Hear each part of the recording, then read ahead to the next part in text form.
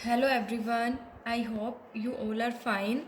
आज हम 12th business studies के अंदर हम ऑटोक्रेटिक लीडरशिप स्टाइल की एडवांटेजेस एंड डिसएडवांटेजेस को स्टडी करेंगे।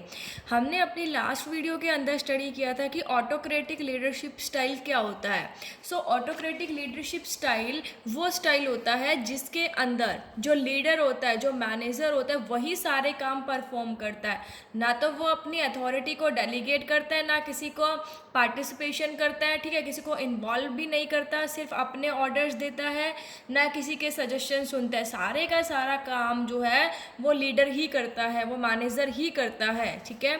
तो अब हम इसके एडवांटेजेस स्टडी करेंगे कि जो ऑटोक्रेटिक लीडरशिप स्टाइल है उसके एडवांटेजेस कौन कौन से, मतलब फ़ायदे क्या क्या हैं। जो ये स्ट्रिक्ट हो जाता है एकदम, लीडर सारे काम खुद करता है, ठीक है, ना अथॉरिटी डेलीगेट करता है, ना एम्प्लॉयज़ के सजेशन सुनता है, ना उनको इन्वॉल्व करता है किसी भी चीज़ में, सिर्फ अपने और अपनी वन वे कम्युनिकेशन करता है, ठीक है। तो उसके फ़ायदे क्या हैं? देखिए, क्विक एंड क्लियर डिसीजन। सबसे पहला फ़ायदा क्या है कि जो डिसीजन है वो जल्दी लिए जाते हैं और क्लियर होते हैं एकदम। कहता है it facilitates quick and clear decision making as the leader takes all decisions without any consultation or discussion with group members। देखो, ऑटोक्रेटिक लीडरशिप स्टाइल का ये फ़ायदा है, मतलब जो ऑटोक्रेटिक लीडर है उसकी वजह से क्या होता है कि जो डिसीजंस लिए जाते हैं ना ऑर्गेनाइजेशन के अंदर, वो जल्दी जल्दी और साफ बिल्कुल अच्छे डिसीजन लिए जाते हैं, क्योंकि लीडर को किसी दूसरे के साथ कंसल्ट ही नहीं करना पड़ता। वो किसी के साथ कंसल्ट नहीं करता कि कंसल्ट करे, किसी से उनके सजेशन ले, नहीं, वो खुद लेता है, अपनी एनालाइज करके खुद डिसीजन लेता है, ना किसी ग्रुप मेंबर के साथ वो डिस्कस करता है, ठीक है, किसी के साथ भी कंसल्ट नहीं करता। इसलिए जो डिसीजन लिए जाते हैं वो जल्दी लिए जाते हैं, ठीक है। सेकंड है सेटिस्फैक्ट्री वर्क। जो काम है वो बिल्कुल सेटिस्फैक्ट्री होता है, मतलब संतुष्टि वाला काम होता है। देखो, since the work performance of the employees is under strict control, the quantity and quality of the work happens to be satisfactory।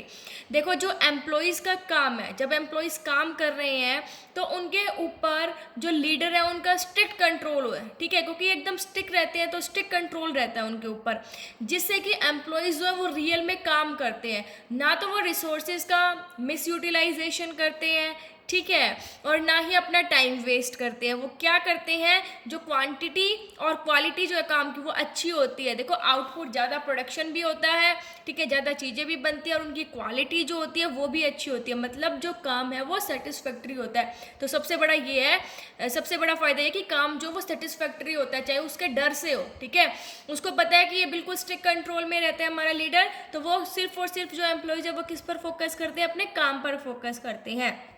तो काम कैसा होगा, सेटिस्फैक्ट्री। नेक्स्ट है necessary for less educated employees. जो ऑटोक्रेटिक लीडरशिप स्टाइल है वो ज़्यादातर जो कम एजुकेटेड, कम पढ़े लिखे जो एम्प्लॉयज़ हैं उनके लिए ज़रूरी है। क्यों ज़रूरी है उनके लिए? Because they have no capability of taking decisions because of the little education. क्योंकि वो लोग कम पढ़े लिखे होते हैं तो उनके अंदर इतनी कैपेबिलिटी नहीं होती कि वो जो डिसीजन है वो ले पाए। डिसीजन लेने की तो उनके अंदर कैपेबिलिटी होती नहीं, क्योंकि वो लेस एजुकेटेड होते हैं। The employees of this category can only work and not take decision. जो इस कैटेगरी के एम्प्लॉयज़ होते हैं वो ओनली काम कर सकते हैं कि जैसा काम उनको बताया वैसा काम उन्होंने कर दिया, ठीक है।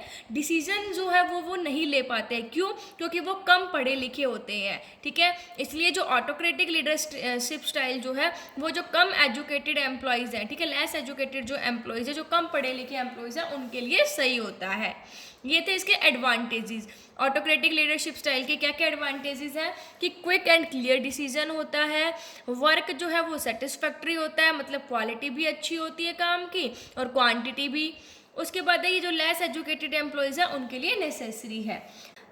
अब है इसके डिसएडवांटेजेस। हम इसके डिसएडवांटेजेस स्टडी करेंगे, इसकी लिमिटेशन स्टडी करेंगे ऑटोक्रेटिक लीडरशिप स्टाइल की, कि ऑटोक्रेटिक लीडरशिप स्टाइल की क्या क्या कमियां हैं, ठीक है। फर्स्ट है हमारा लैक ऑफ मोटिवेशन।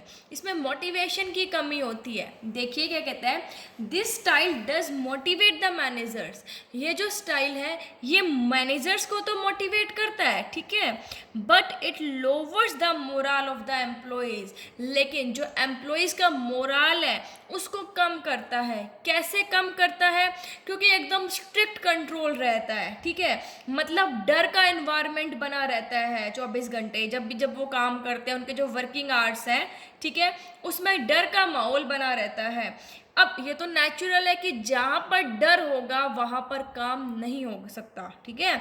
सो ये जो स्टाइल है ये मैनेजर्स को तो मोटिवेट करता है, लेकिन जो एम्प्लॉयज़ का मोराल है उसको क्या करता है?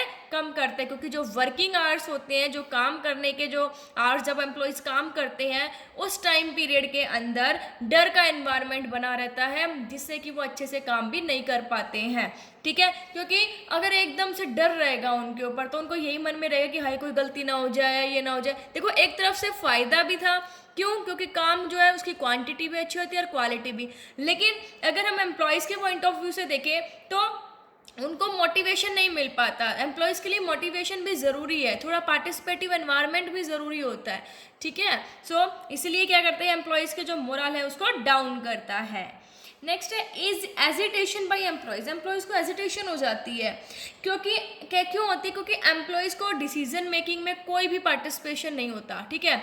उनको कोई इंपॉर्टेंस दी नहीं जाती डिसीजन मेकिंग में, क्योंकि डिसीजन कौन लेते हैं? सारे के सारा जो डिसीजन है वो लीडर्स लेते हैं। मतलब उनको तो मशीन में कन्वर्ट कर दिया जाता है। मतलब जैसे मशीन काम करती है ना, वैसे ही काम करने के लिए ओनली, ठीक है। सो ये कहते हैं कि the employees consider such a leadership style as uninteresting and opposite. क्योंकि और जो एम्प्लॉयज़ हैं वो इस लीडरशिप स्टाइल को अनइंटरेस्टिंग समझते हैं, क्योंकि उनका कोई इन्वॉल्वमेंट नहीं होता, उनका कोई पार्टिसिपेशन नहीं होता है। जो मैनेजर्स चाहते हैं वैसा ही काम करवाते हैं, ना एम्प्लॉयज़ की सुनी जाती है, बस जो कह दिया वो काम होना चाहिए, ठीक है। सो इसलिए जो एम्प्लॉयज़ है इसे अनइंटरेस्टिंग समझते हैं और इसका विरोध करते हैं, क्योंकि उन्हें कोई डिसीजन मेकिंग में ना तो पार्टिसिपेशन मिलता है, ना कोई इंपॉर्टेंस मिलती है। उनको तो बस मशीन की तरह काम करना होता है, ठीक है। तो मतलब खुद से वो कोई काम नहीं कर सकते, खुद का कोई भी उनका रोल नहीं होता, बल्कि बस जो कह दिया वही काम करना है। सो इसीलिए जो एम्प्लॉयज़ हैं वो इस चीज़ का विरोध करते हैं, अपोज करते हैं और इस लीडरशिप स्टाइल को वो अनइंटरेस्टिंग समझते हैं। इनमें उनका जो इंटरेस्ट है ना वो क्रिएट नहीं हो पाता है। फिर है पॉसिबिलिटी ऑफ पार्शियलिटी, पक्षपात होता है। देखिए, since all the authority is centralised in a single individual, सारी की सारी जो अथॉरिटी है, ठीक है, डिसीजन लेने की पावर है, वो एक ही आदमी के पास होती है।